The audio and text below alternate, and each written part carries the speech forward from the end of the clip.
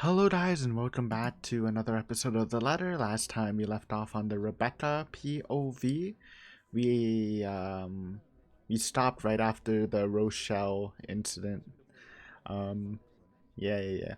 So we're at the party, we met Hana, we realized that Luke is Hana's wife, and the whole Rochelle incident happened. So let's see what happens next. Usually we don't see any more of the party. Um I was gonna say maybe Rebecca saves Marianne, but the fact that Hana's route ends the day after probably means that no one goes into the cellar, or Hana would know about it. You'd think, or something else would have happened. So yeah. Let's just continue. Soon, chatter explodes throughout the whole ballroom. Worried murmurs, clicking of tongues, and inappropriate gossip filters through the thick tension in the room. Most of them haven't even left the premises and they're already talking about it. Tomorrow it'll be on the news for sure, in every local broadsheet and tabloid in Luxembourg. I couldn't care less about any of it, simply thinking about this already gives me a headache. When the shock has faded, I just feel bone tired. I've accomplished nothing of what I've come here for, and apparently Ashton has disappeared during the commotion. Sometime during the commotion. Maybe with the chief, because his wife just cheated on him, or kind of admitted to, though it may or may not be true. I'm not sure what pisses me off more. That he ignored me the whole evening and might have just left without saying anything, or knowing he obviously has some other motive for being here. Can't he at least trust his own friends for that?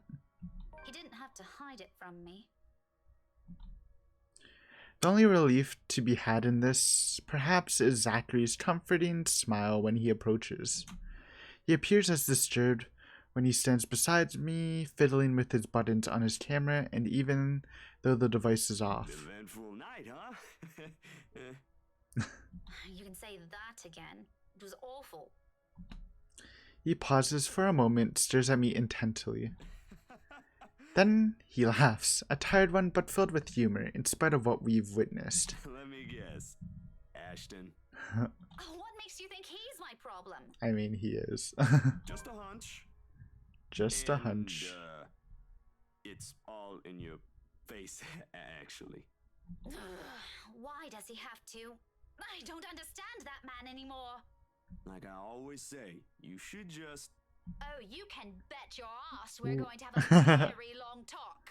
Uh-oh. I'm not letting him off easy this time. He's on the job, I'm though. sure he has a good reason. Well, maybe unofficially. You won't say it, but he likes being around us. Heck, we're probably the only people he likes. He ain't gonna ruin that for something stupid. He can be dense, but he ain't dumb. But that's exactly what I've been telling people, isn't it? We'll see about that. I just want to go home. Are you done here? Nah, sorry. I can't until the party ends. It's alright. I'll just take a cab or something. I'll see you later, Zachary. Before removing myself from the room, I lay a comforting hand on his arm. He'll need it among these people. And then I am gone, more than ready to end this disastrous night as early as possible. Oh, okay, I was gonna say, already, but looks like we got something juicy, maybe. As it turns out, the night isn't done with me yet. Because no sooner has the porter closed the door behind me, I find myself standing alone in the foyer with one Luke right. Aw, look at his face, man. He looks so out of it. No sign of his wife. Just him and the agitated Klitz, his shoes mate, while he treads around the empty room. Away from the media's prying eyes and their guests' judging stares, it's easy to glean how much of the scandal has shaken him. Not to the point where he has utterly lost his composure, he appears to have mastered himself enough not to. It's a good thing. He would have looked a lot more distraught if we went the divorce route, not the save the marriage route, so good. But an ample opening is there for a nervous edge to show on the lines of his shoulder. What do you know? The man is not as tough as he makes himself out to be. I mean, I'm sure that should shake anyone, to be honest. Sure, I've seen this before, briefly, in that one setting in the hallway at school. It's a strange matter, however, to witness this out in the open. Behind closed doors, this is the real Luke Wright. Though, maybe that's because he hasn't noticed my presence yet, busy as he is with his thinking. If he's aware, I doubt he'll be acting like this. His pride is one thing he will always wear with him. Even now, when I place a gentle hand on his shoulders, he whirls around to face me. There's a sudden long moment of anger flashing across his features before it dissolves into confusion. Yeah, he has no idea why we're here. He tucks it away as quickly as he can, but it does nothing to change the impression I've built of the man in my head. Daisy, must you be everywhere? We've only met 3 times, Luke. Quit the dramatics. Besides, shouldn't you be aware of who gets invited to your party? If I was, there wouldn't be any of that scene tonight. Based. That munter wouldn't even get an inch within this property. I'd banner off Luxport if I could. My man. He probably pawns everything off to their servants and Hana. Pompous, elitist douche. Did you just come out here to lecture me about it? Because, Daisy, I've had enough of it for one night. I don't need to hear another one. You are a very unpleasant man. So I've been told. Will that be all? If so, I suggest you go back and join every bloody goss in that room.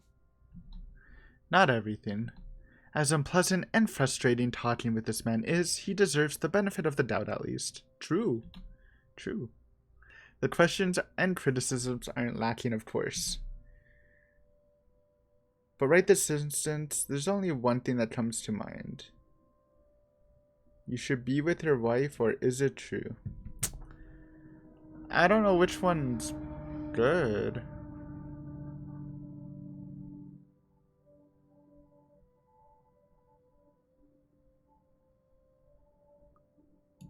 This is a criticism.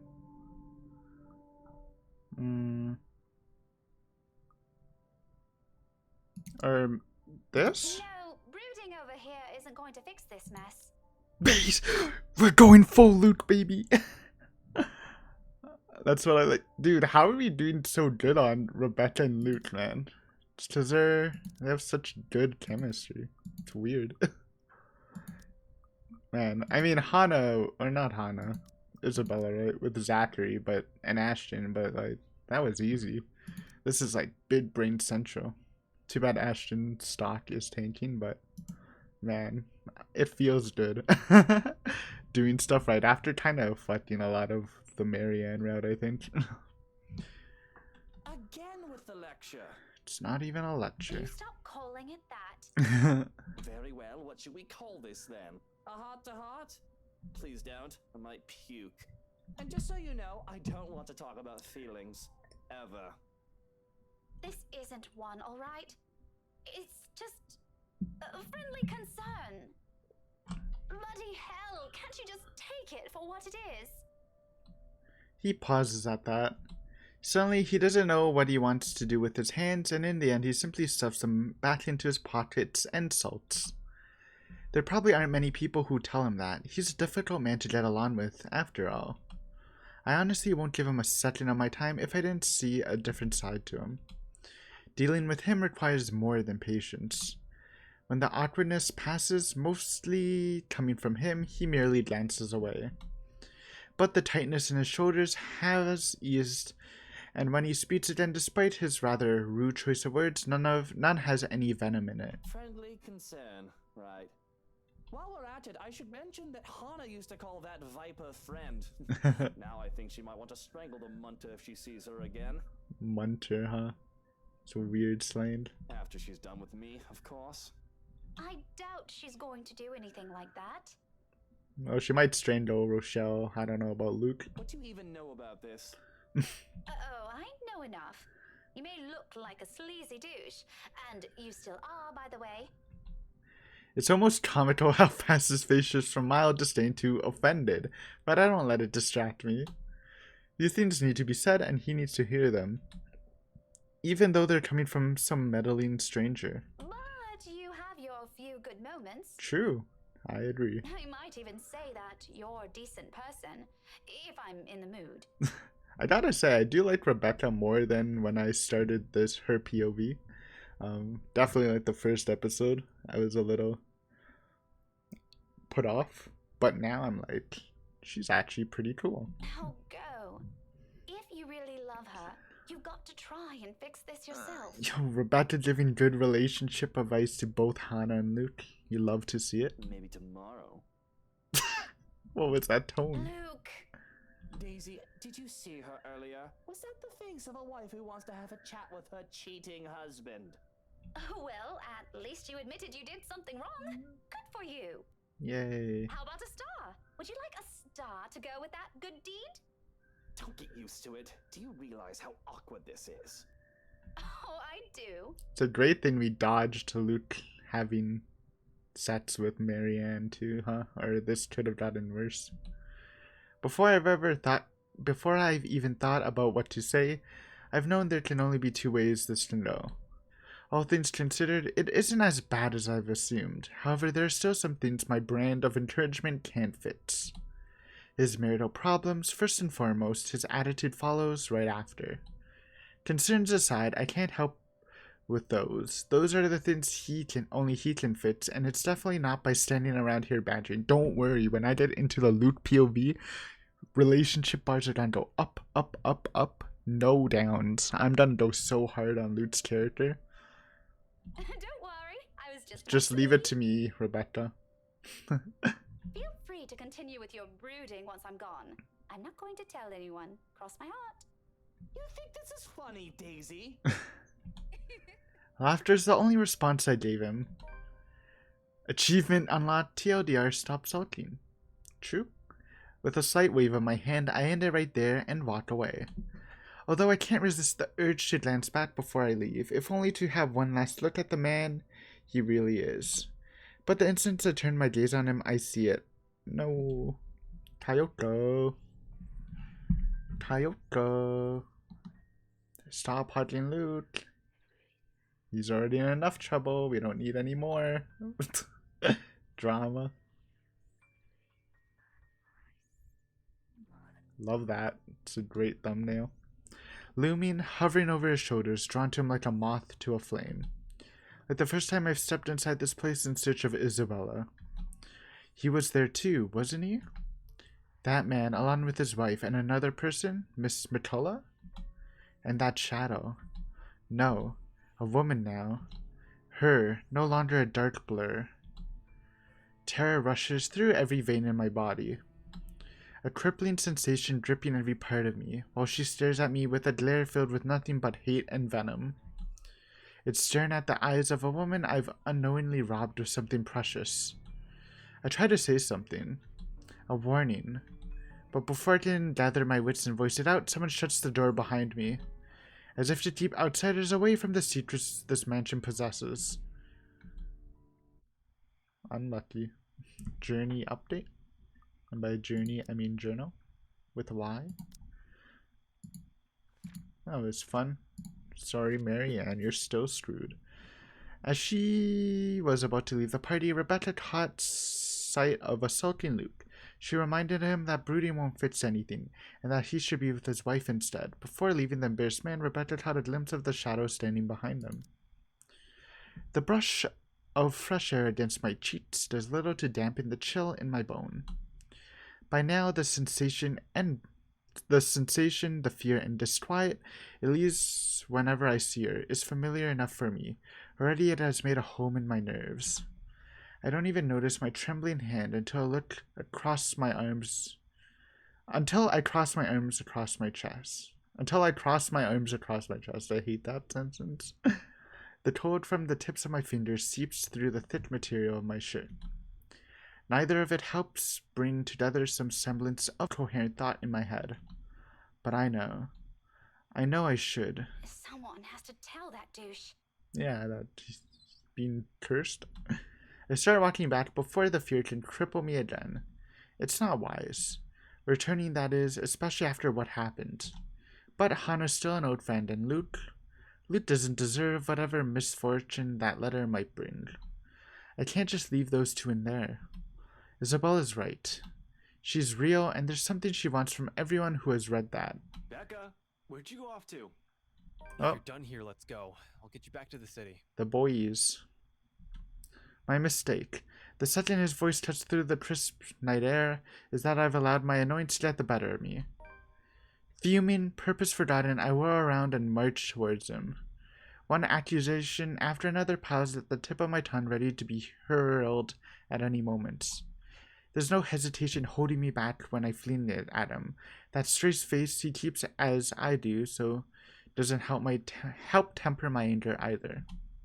It only makes me want to slap some more sense into him. Shouldn't I be the one asking you that? Becca, I've been waiting here the whole time. I told you I hate parties like... Hey, why'd they skip since that mess in the hall? And before that, where have you been the entire Bud evening? report? Right then and there, I might have forgotten him, if he's shown some ounce of remorse for leaving me like that. Maybe he could have looked away, given me a sign that my assumptions might be right. He doesn't even need to put them into words. A single gesture of confirmation is all I need. Rather, what I get is the same impassive look. He does whatever he can't disclose. Whenever he can't disclose anything. He does that whenever he's lying. In the face of it, amidst the thick tension, a frustrated huff is the only thing I can summon. Be that way. Fine. Suit yourself. Wait, go back, save Luke. No more words. After everything I've seen and heard tonight, I'm already too exhausted for those. So without speaking any further, I simply walk past him and stomp over to his car. Although before I can pull open the door, he calls out, one hand outstretched, a gentle weight on my shoulders. Wait, Becca. He pauses, his brows furrowing and lips curved into a slight frown. I can almost see the gears turning in his head while he tries to piece together everything he wants to say. Before, perhaps I might have waited patiently for those. He's not a man fond of using words to express himself. More often than not, any gesture of honesty will come out blunt and coarse when forced. But today, for one reason or another, I simply can't summon that forbearance. Ashton, if you're just going to waste my time again... Becca, listen. I don't know how else... That much is obvious. Why don't you just take the whole bloody night? Go on. I can wait until next year. Better yet, why don't you just keep it all to yourself like you always do? It's not like... Rebecca, will you hear me out first? True. Rebecca, sometimes you get a little ahead of yourself. The silence I can offer him, but whether I'll believe what he's about to say is still up for debate. A very long I debate. honestly don't know how else to put this. I'm aware your parents have some kind of history with Hana Wright, and somehow you're friends with her. We're also kind of friends with Luke now. But you should stay away from these people for now. Especially the husband. Hey, we're boosting the Luke bar. Who? Luke? His expression deepens into a scowl at the mention of the name, but whatever opinion he has, he doesn't immediately voice. Still, something about it has greatly displeased him, evident in the stiff note his tone assumes. Yeah, he's bad news. It's debatable, unless he's actually doing something really bad, which he might. There is definitely a hint of that in Marianne's POV, but for now, I'm on the Luke train. It's my turn to frown this time. What does he mean by that? Care to explain your reasons, I think is the best option. This one just sounds too aggressive. Care to explain your reasons? Yep, give a little plus. Gotta boost that Ashton bar a bit. I've not meant for it to sound as harsh as it does, but anger and frustration have never been a good match in me, particularly in nights like this. It doesn't even... It's a perfectly reasonable question, to be honest. It's not surprising when Ashton jerks back as if I've struck him. Come on, Ashton, don't be so soft. I thought the top one would have been worse, to be honest. For a fleeting moment, something akin to hurt darts across his features, his eyes narrowing and his hands closing tightly into a fist at his sides. I wonder if he's like kind of frustrated at that because he's been on Luke's case for a while and he couldn't find any evidence to bring him in. So that I can understand that if that's why he's hurt by those words. Then swiftly he glances away and shifts his focus on the line of the trees nearby, like an answer can be gleaned from the dark expanse. I'm really sorry, Becca. What is it for? For the party? The vague answers he continues to give? Does it include all those times before this, the year's worth of it? I don't doubt its sincerity. However, at the moment, the forgiveness he's asking isn't something that I'm all too willing to hand, furious as I am. It's frankly a wonder how I can keep myself from raising my voice at him. We'll talk about this tomorrow. And you better have a proper answer for me by then. Nice. There's a brief hesitation before I step away, a short moment of wanting to say more, of waiting if he has anything to add. He's only silent, eyes still trained at a distance. It is the last glimpse I see of him before I climb inside his car. If the door slams close with the same force as anger I'm holding, its sound merely vanishes into the night unnoticed. What we got here? Rebecca found Ashton waiting for her upon exiting the mansion. Irked because he was nowhere to be found during the entire party, she demanded to know what was going on. When he couldn't give an answer, Rebecca warned they talk about it some other time. He follows soon after, and shortly we're on our way back to the city. Yet, even with the city's bright lights welcoming us, the dense, somber air from the mansion still lingers. The moon is almost at its highest by the time we reach Solemnwell. Even after our respective heads have cooled off, the atmosphere within the car remains rife with unspoken tension. This isn't a problem so easily fixed with a few handshakes.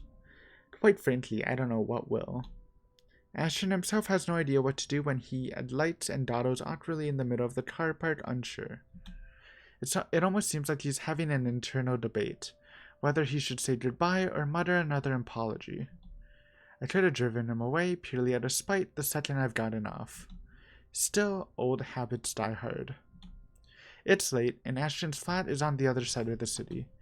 Irritation might still rear its head every time I look at him right now, but I'm not too cruel to put him up on another long drive. Especially when he still appears as if he hasn't gotten any rest. You can borrow the couch. I throw the keys to my flat his way before protest forms on his lips. Although he catches it with ease, he eyes it with a wary expression and shoots a puzzled glance my way. You haven't been forgiven. We're still going to have that talk, believe me. But I'm not about to send you out on another drive looking like that. It's late. Go get some rest. We're setting aside a lot of loose ends like this, but he appears to have accepted that reason, at least in the meantime.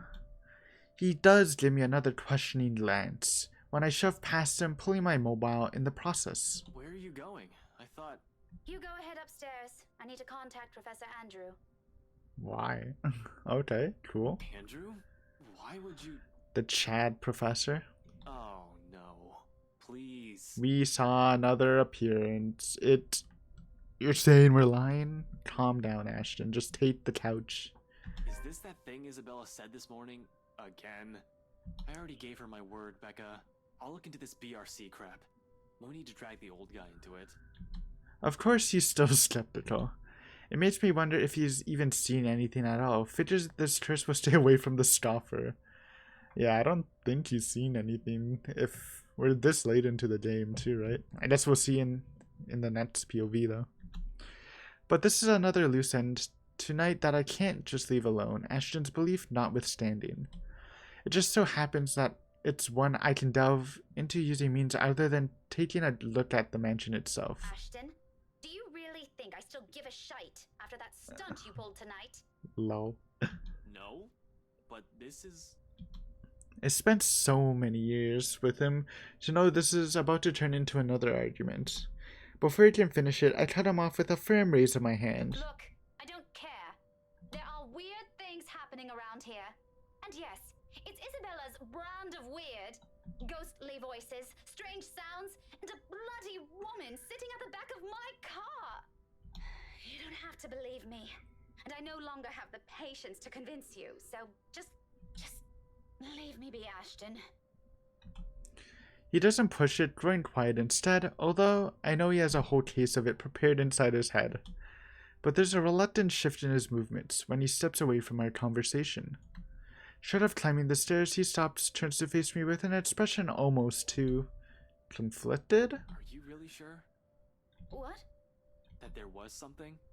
That you've been, seeing things? It is true. When there was like a, I think it was at the end of Zachary's POV where Ashton actually does start investigating the curse because he tells Zachary that if Rebecca's seeing things, then there must be something going on. So, I mean, it's a good show that Ashton really believes Rebecca at her word.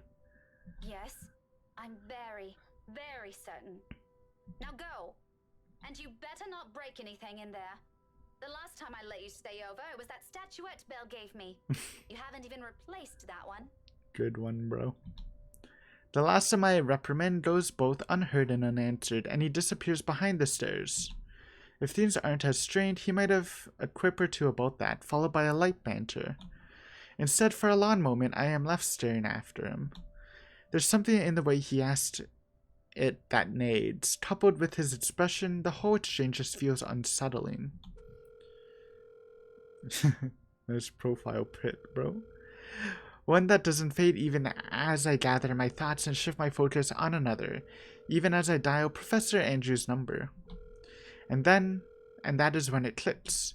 During the long wait for the professor, one stray thought emerges from the unease. Ashime has not intended for his question to be a jibe. It's concern. For what, though? For my well-being? The letter's curse? The woman I mentioned? The answers for those who have to wait, however. Yeah, I didn't think it was a jibe. Thought that was pretty sincere, to be honest. Finally, the call connects and the Professor Andrew's voice echoes over the receiver. Professor Andrew? Rebecca? It's late. Get up, old man. We need to save Luke. What can I do for you? I know, I'm sorry, but this is a bit urgent. After all, this is a more pressing matter. Our lives might be at stake, and we're still in the dark. Actually, I was wondering if I could ask you to do me a favor. And we won't know until later. God damn it. October 30th. Almost Halloween, right? I don't know dates. Journal? Journal? Yeah. Oh, it's 2-day time skip. Oh, it's the last thing before the Zachary POV, and we never got farther than that. Cool. Professor Andrew Clark has agreed to meet with me 2 days later in front of Luxembourg's public library. He has other commitments, but being a long-time family friend has its perks, and I have my parents' connection to thank for that. Have we talked to him as Rebecca, actually? Maybe I'm dumb. I know we did with Zachary and Isabella. Maybe we didn't with Rebecca. And everyone's just talking to this man about the house.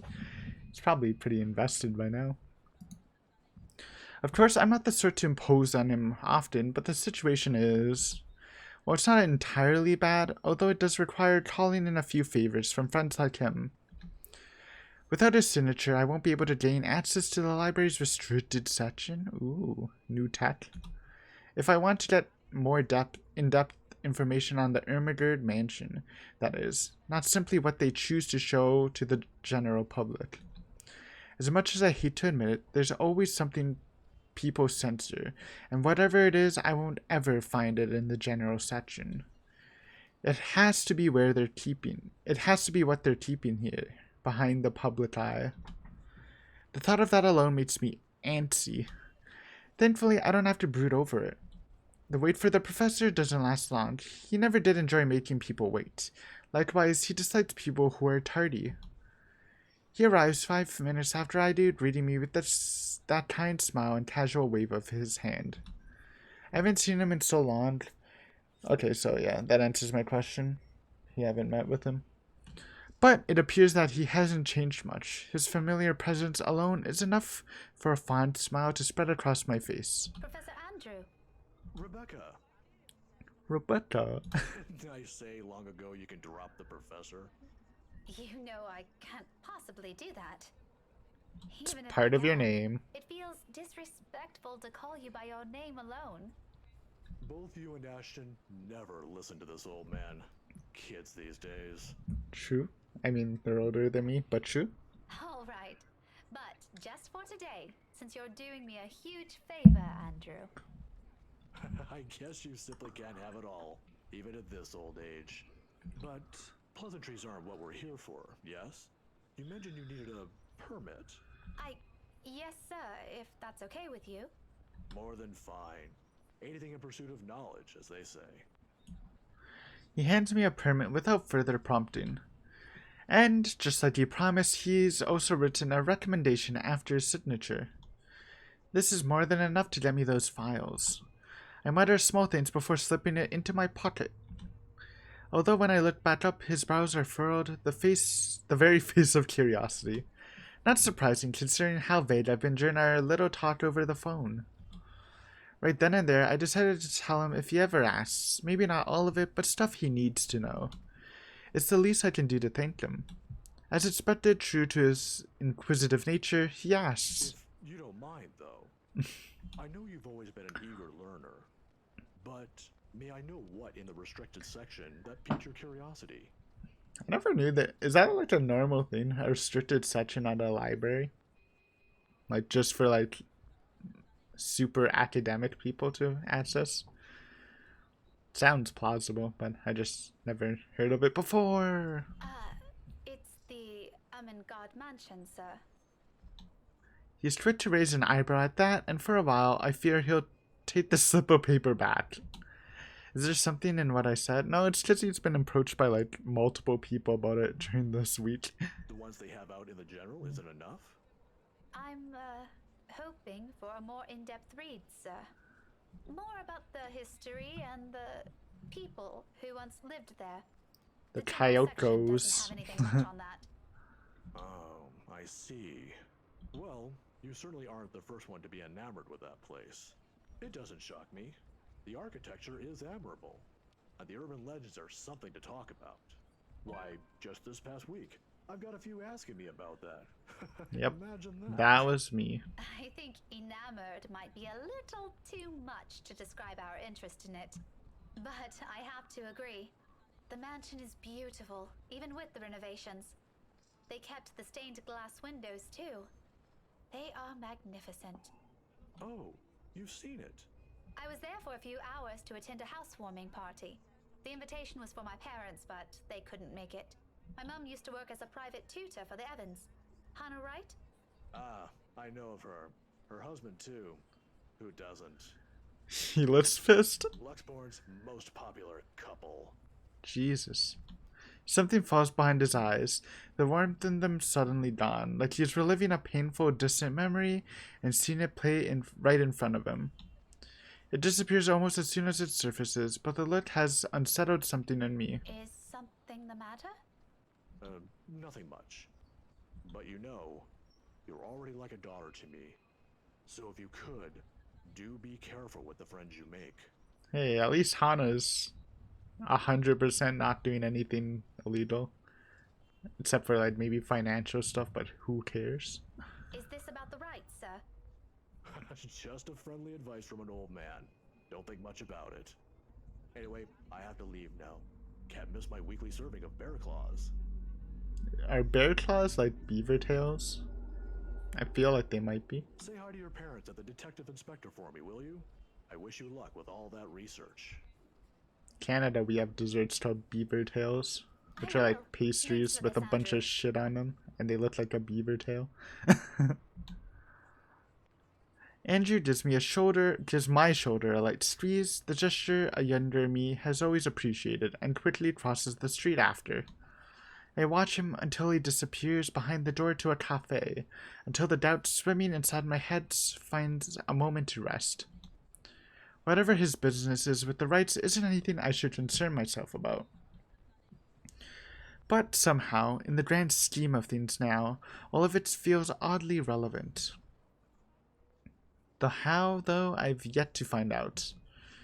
I'm hoping the library will give me the answers I want this time. On a gloomy Sunday morning, the library is especially empty. the second floor in particular. I've always considered this place to be a sanctuary, a respite away from the hubbub of the city.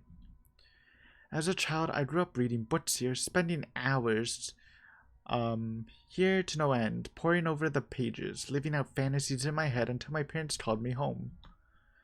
Now it feels like nothing.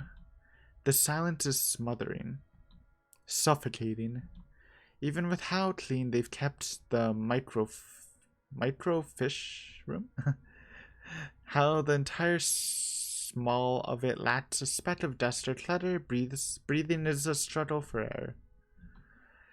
Not far into my stay, I begin to long for the noise outside, and perhaps as a way to calm this unease, I start to hum a tune. Imagine that. Why, of all things, it has to be that silly nursery rhyme? I've not an inkling. London Bridge is falling. Don't sing that, you'll summon Kylie. It does its job, however, it fills the lull with something far less awkward, far less deafening, and that is enough for a distraction. I have business here. No time for silly daydreams, only important work to attend to. Even if there's possibility of it being fruitless, by some means it feels like I have to do it. If not for me, then for the people who have been affected by this, what do you even call this? A haunting? A Halloween prank gone wrong? A curse? If Isabella were here, what would she say? Will she panic? Will she be angry I only listen to her now? It all stems from that one moment in the movie house, doesn't it? We could have avoided this if we only had taken her warnings to heart. One stupid mistake is all it took to send our normal lives on a downward spiral. Frankly, I'm no longer sure if I'm angry at myself for it or at the universe for throwing us into this mess. But we can only make do of what little we have, and that's exactly what I'm doing. Going here might not be the right decision, but it's a start. A good start. It doesn't take much time for me to find what I need. A microfiche of old newspapers, long kept in the special storage cabinets at the far end of the restricted section.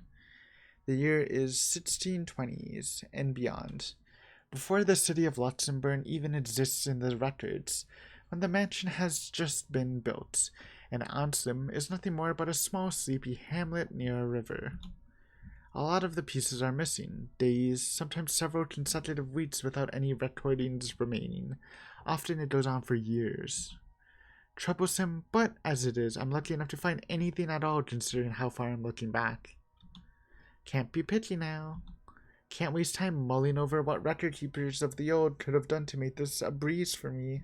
I can still work with this. 1620 is so long ago. I'm surprised there even are records, to be honest. The faint whir of the microfiche machine keeps me company as I go over each slide, each image, hoping for something that goes beyond what the local lore knows. There are snippets, little mentions of the family that once settled in the house here and there. The usual singing of praises for the couples who helped brought up what was once a tiny settlement into a buzzing town. Nothing substantial, nothing I didn't know before.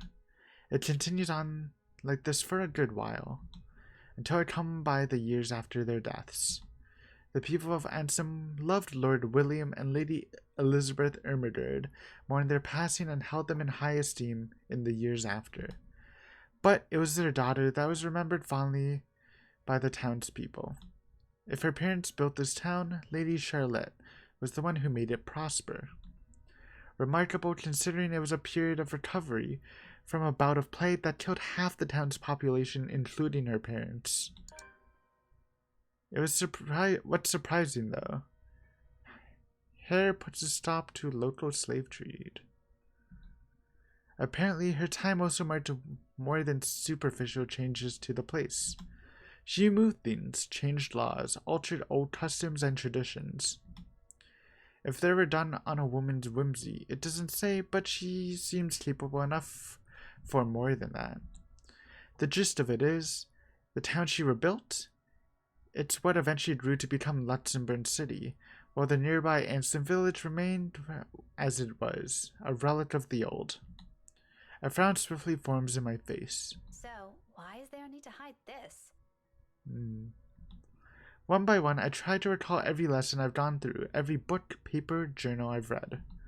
None of those ever mentioned this. It's always the lord and the lady of the house, their endearing child, always an afterthought to those antidotes. The one who always took her life in the end. Okay, so basically, no credit given to the child that apparently put in a lot of work. Never someone who restored a town from the brink of collapse or brought new ideas to it. Is it because she's a woman? That pisses me off. You'd like to think there's a bit more than that, to be fair. Or hopefully, if it's just a woman, that would piss. I wouldn't blame her. Granted, not everything is sunshine and rainbows. Not all aspects of her can be considered admirable. But this is history. Some parts are bound to naturally delve into unpleasant territory, whether I like it or not. Witch hunts, for example, became common near the end of her life. Ooh, think Kyoko was a witch.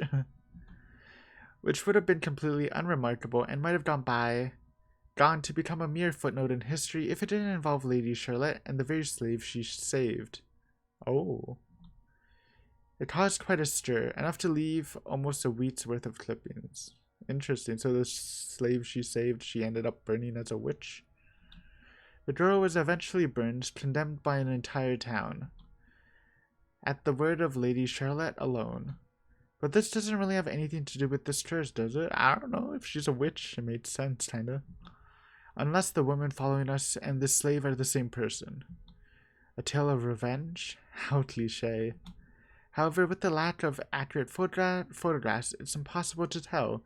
Maybe if I squint, the illustration would start to resemble her? But in my field, it doesn't work that way. It shouldn't work that way. Yeah, I agree. I'll be the laughingstock of the community. This isn't going anywhere.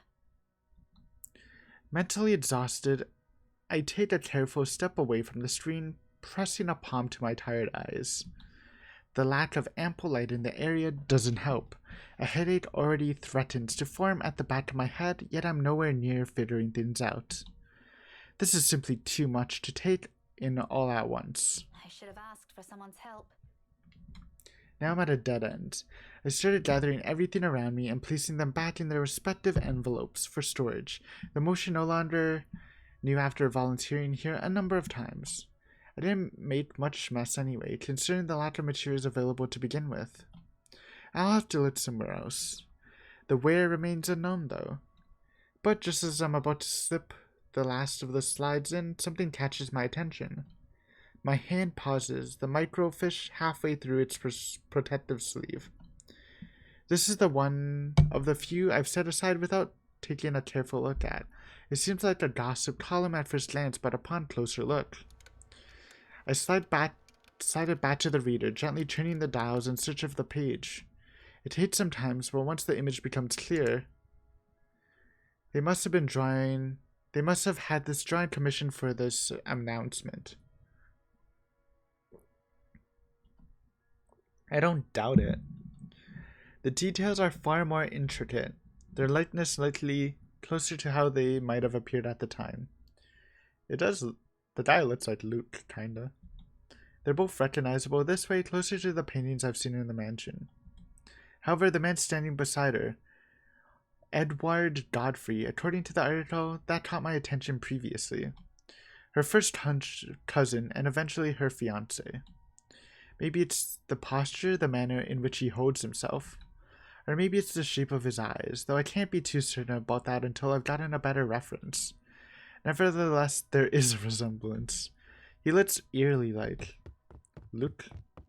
I think that, dude, what if it's like Ghost of Kyoko is the slave she saved, but then Charlotte ended up burning her because she got Luke, I forgot this guy's name, but old Luke cheated with her, and then she burned her as a witch, and now she's getting revenge and tormenting people around Luke. Maybe that's why Luke doesn't notice anything.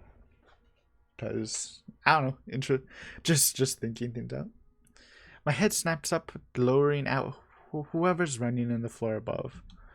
Any day, I'd march upstairs and reprimand whoever it is. This is a library, for heaven's sake. True, keep it down. But now isn't the time. I've gotten what I need. Without wasting another minute, I hit the machine's print button for a copy of the image, while my other hand moves to put everything back in storage. You know there's gonna be a freaking spook here. They're setting it up. Printing and computer spooks are always a thing in horror stories. A raged exhale slips from me. Relief, perhaps? Or maybe this is already exhaustion. Regardless, soon I'm closing my eyes as I wait for the printer to finish, if only to stave off a headache building up from everything. Uh-oh. No, you're summoning Kylie. With the help of Professor Andrew Clark, Rebecca was able to gain access to the Luxembourg Library restricted section. In there, she discovered numerous accounts of the Ermitage, all hidden from public. Her research was interrupted, however, when... Sometime I've even began humming the same song again for comfort. Despite my doubts about this, despite all the tension in my shoulders. This might be a small find, but at least I can start somewhere. We can start somewhere. There's a way out of this. I know it. The printer sputters to a halt. However, its sound isn't what makes me snap my eyes open. Oh, Jesus Christ. That's horrifying. Ba, ba, ba. Come on. Get the tone better. You're sounding a little staticky. A feeling, a chilly brush of air behind my back. Brief enough for something sickening to suddenly lodge itself in my throat while I take in my surroundings. It's the suffocating sensation again, creeping to every part of me, crawling under my skin, draining me little by little of any strength. From that day in the mansion, from that brief moment at the school, without delay I grabbed the papers and made a quick beeline for the door. Oh my god, Kyoto! Got a nice look at that. Looking good. We're on your case, Kyoto. You can't stop this now. My whole body freezes. What are you doing, Miss Pink? I told you you'd summon Kylie. God damn it. I hold my breath, not daring to make any noise. For a little while, only the sound of papers crumpling under my grasp fills the room, the excitement from earlier gone instantly, replaced by a cold, seeping dread spreading throughout my limbs. But more than the fear is the anger. It pains me to hear her using my own student's voice against me, and more than once I believed it was really her. She has no rights. Why don't you play with me? Although she hasn't made a move, if there wasn't a wall behind me, I'd probably take a step back. Anything to put distance between us, no matter how small, as long as I'm out of her reach. But I steel myself.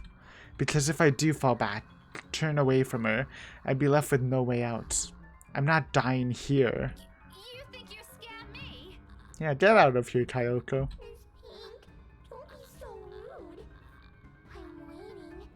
I'm not afraid of you, you spook. You spook. This is one Scotswoman. You aren't getting into an early grave without a fight. Come at me. I expected she'll lunge, prove to me what a monster she is. Jesus. Instead, she gives me a smile, twisted and gnarled. Beautiful smile, as per usual. It's as if time has crawled to a stop at the sight of it. A split-second decision. And before I knew it, my body shifts. Eyes closing in anticipation, hand grabbing whatever's solid enough on the nearby table and hurling it at her. Sounds like a hidden smirk. I don't bother looking at whatever I threw hidden smirk. I run, as fast as my legs can carry me, despite my heart threatening to burst out of my chest. But in the maze of bookshelves, the whole place is almost void of people. Is there even a place safe enough for me to escape to? I mean, door sounds better. Maybe oh my god, don't kill me, bro! Why are you giving me a choice? Oh my, I mean, we're not gonna Iron Man if it's not a death you can replay, but maybe upstairs. Because we heard someone running. Or just head for the door. Upstairs! There are people upstairs, aren't there? The weekend staff or some volunteer? There should be. Even if it's a Sunday and I'm the only here on a special permit, there should be at least one other person manning this place. I think I just killed Rebecca. I heard them a while ago. Of course I couldn't possibly tell them about this. They won't believe me in the same manner we didn't buy Isabella's stories until it's too late. But I can easily come up with excuses. For now, what's important is I don't end up trapped and alone with her. Safety in numbers, as they say. True. Run! Please don't die! There's no hesitation in my steps as I race upstairs, ears straining for any signs or sounds of the woman appearing, jumping at me again at any second. I can still hear her behind me, the grinding bones, her whispers as she keeps calling me back. Although it's at a distance, I don't slow my pace. Library rules be damned. Because no matter how much I pretend to be brave, the level-headed one, or the tough one, this terrifies me. This scares me more than anything. This isn't how I plan to die. But when I get to the 3rd floor, I screwed us. Only silence welcomes me, and an emptiness that stretches out far too wide, spanning the entirety of the floor for it to be reassuring. And just behind me, somewhere at the foot of the stairs, panic rises at my throat. No other way now but up. So I bolt, desperation kicking in without warning. I take 2 steps at a time, tripping clumsily over some of it in my last-ditch attempt to escape. But I know, at the back of my mind, I know all of this is futile. With every footfall, with every ragged breath, with every pounding of my heart, it gets hammered to my mind. And it only becomes clearer to me once the door at the end opens, revealing the vast expanse of Luxembourg's early morning skyline, and with her treading at my heels, blocking my only way out. Stay away from me! Please don't kill me, bro. I didn't want this. Ashton! On the phone. Oops. A useless plea. Does she even understand a word I can say? Can she even? Is she still human in the first place? Somehow I doubt it. Because no human being will ever do this. Simply imagining what she's capable of doing to us. I never want to give her that chance. I'm telling you to back off! Her gait is slow as she walks forward, each stride accompanied by a sound of breaking bones, of blood oozing from wounds that never found healing. And with every inch she draws nearer, even as I pull away back to take back what little distance I can between us, the smile on her face merely grows wider. A mocking gesture. For me. She may be less of a human now, but I'm pretty sure she's fully aware she's got me cornered. She wouldn't even bother making it here if she isn't. But I can't look away. I can't bring myself to, even as the heel of my shoes eventually hits the edge. End of the line. Trapped. Alone. So this is where it ends, huh? Quietly and without fanfare, surrounded not by a warm breeze, but a chilly morning air. No soft footfalls on the empty hallway, but the din of the early morning traffic below, nor no warm afternoon lights. Nothing but the cold, pungent smell of death, all underneath the dreary morning sky. How fitting. Yet, amidst all of it, there's a single voice I want to hear. Oh my god, I killed Rebecca! Are you kidding me? I'm so bad at this game. I'm so tempted to go back if this is actually a dead end. If only for the last time. Hey, did I wake you up? No, I left you a voicemail, so I thought, where are you? The one I grew up with. Who always got grades better than I did without even trying. Whose silly antics I have to put up with all these years. Who stood by me even when things got tougher. That one person who's been a constant in my life. Ash, do you remember that one time? What? Back in secondary. We joined a contest back then, didn't we? We had to dress you up as a girl and... No. What? You looked really pretty. I think I still have that picture somewhere. Burn it. We're not talking about that again. You promised. Seriously, what brought this on? Oh my god, I'm feeling so sad right now. I'm such an idiot, dude. Why would I go higher up? Nothing. Just, I believed in the footsteps. it's just the first thing I remembered. So weird. Despite everything, my lips curl into a smile. Faint, a sad little thing on its own, given the situation. Because even at the very end, I know I have this. The casual talk, the friendly banter, talking like how we always would as children. If only I hadn't been too selfish. If only I haven't taken all of this for granted in favor of my feelings. Then perhaps I won't be regretting anything now. You're being weird today, Becca. Whatever. Listen, I need you to go home right away. I'm at Salem Well right now and... I wish time would simply stop for us. There are still a lot of things I want to say. Things I've never bothered saying out loud. Things I should have said a long time ago to someone who has always been by my side. But in this moment, there's only one. Thanks, Ash. One thing's consistent. Hold on. Did I do something? For everything. Rebecca, what? I'm so glad to have known you. No, dude. Wait, what are you? God damn it, Rebecca, where are you? A soft click. And I'm closing my eyes. Kyoko! I'm friendly! Did you like that heartfelt conversation? Please save me. Trapped with nowhere else to go, Rebecca called to the one person who always had a special place in her heart, all to say thank you, for if only for the last time. There's a rush of air, the sound of the world dimming around me, like a song coming to its inevitable end. Oh no. Fuck off, Kyoko! My fair lady. I think I killed her. I killed her! Oh wait, you've unlocked a memory fragment. The beginning. What the heck is happening here? Charlotte, Kyoko, and Luke's character, and a dead cat?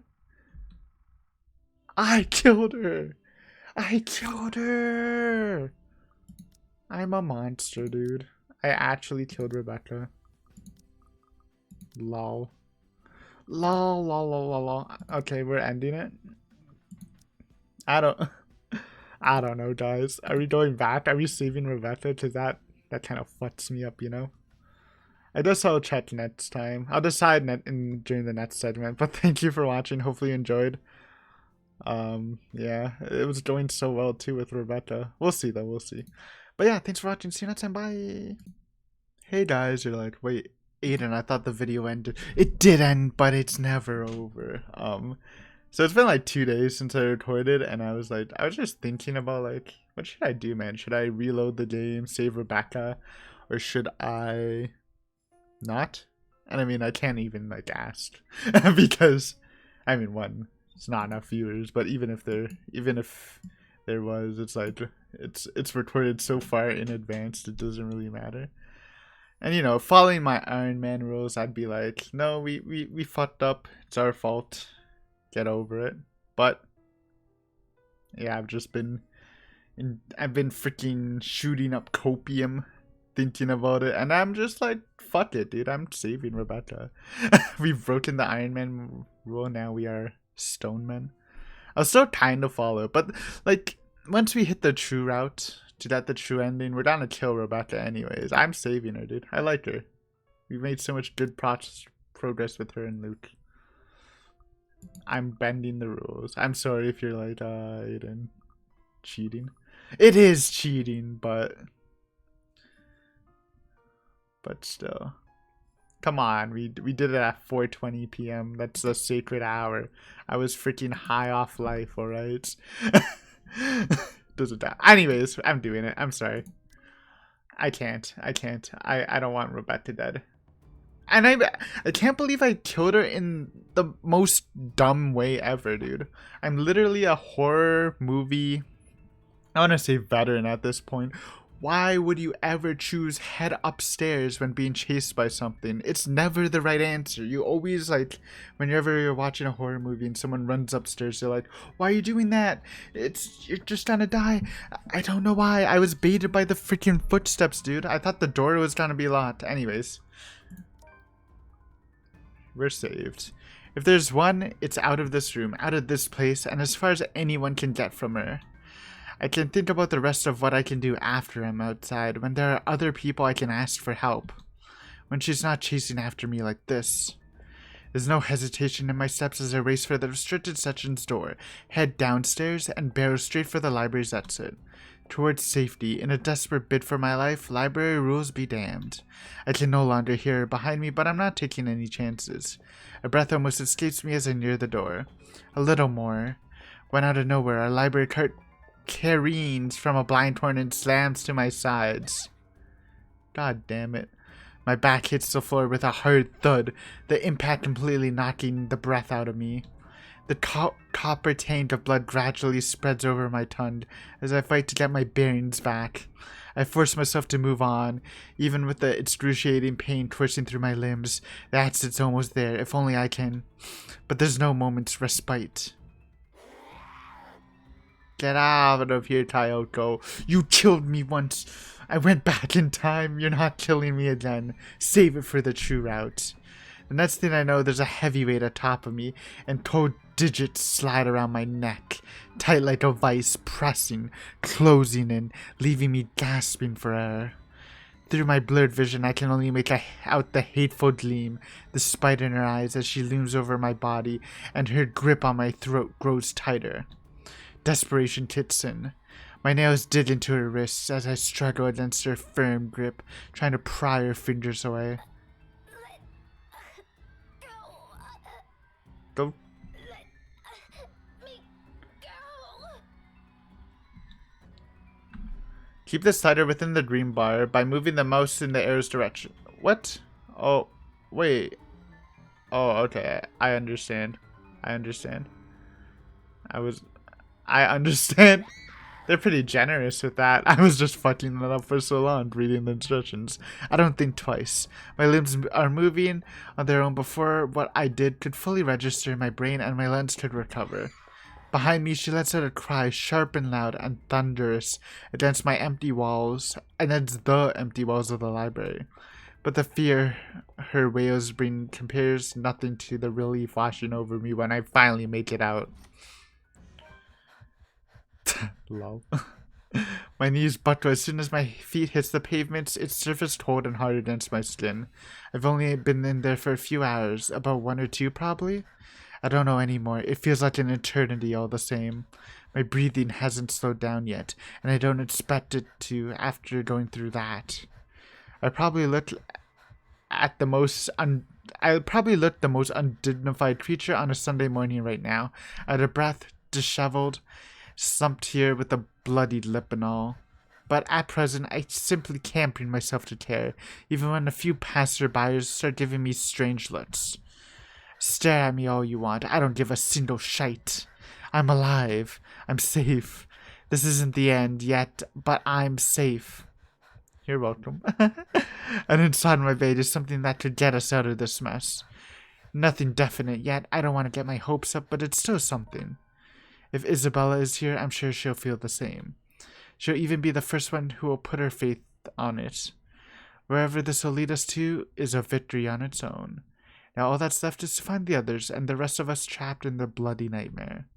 Right on cue, as if to answer to my previous thought, my mobile phone lets out a beep. I picked it up simply hoping it'll be one of them. Only it's a voicemail that greets me. From Ashton. There's a pang of disappointment, of course, but it brings some reassurance that nothing's happened to at least one of them. Hey, Becca, call me back when you're free. We need to talk. ASAP. He ends it right there. The message less than a minute long, curt and gives nothing away. I let it ease my worries regardless and do as he asks. Because this, too, is another triumph for us. One less thing to worry about. Oh, okay. All right, retcon complete. Retcon complete. Just pretend you didn't see anything before. But yeah, I mean, I kind of looked at the tree just because I was wondering. It's not that complicated, so you don't actually know what's happening besides like the different routes. So it's not really spoiling anything, but yeah, we changed fate. I mean, I don't know if that's part of the true route, but we did get the memory fragment, which I think you probably need to collect for the true route. Though I don't know if you just need like a bad route and then go back once you get all the memory fragments. I'll look it up later once we plan on doing it.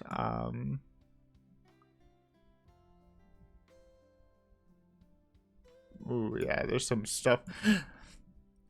But yeah. I mean, to be fair, the memory fragment we got kind of already paints a pretty easy picture of what happened, but yeah. Retcon complete. That's all that matters. That's all I wanted to do. Thank you guys for watching. Again, if it disappointed you, I'm sorry, but I can't. Rebecca's my gal now.